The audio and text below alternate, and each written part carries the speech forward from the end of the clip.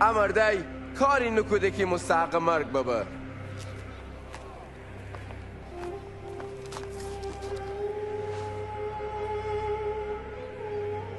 دستور دامون شلاق بزند بزین اون آزاده کنم. امیر رسمنه که هر عید پسخ ایت زندانی امر آزاده کنی. باراباس آزاده کنید. آها باراباس ولی انا بکشید. باراباس امر آزاده کنید.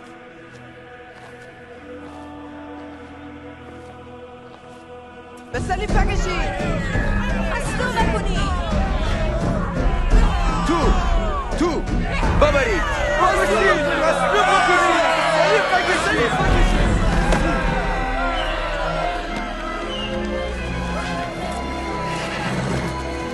چرا معطل کنیدی؟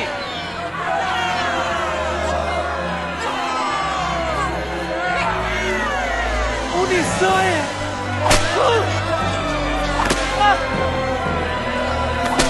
چرا اون شلاق زنیدی؟ اون آزاده کنید.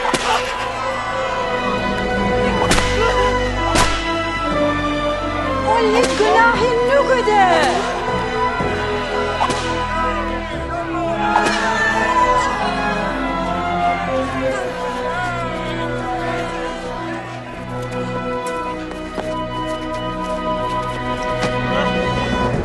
اونا راست کنید.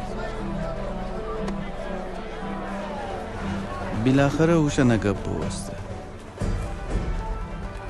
پیلاتوس دستور بده باراباس که شورش و آدمکشی وسی زندانی سبو آزاده و عیسی تحویل بده که مصلوب ببه.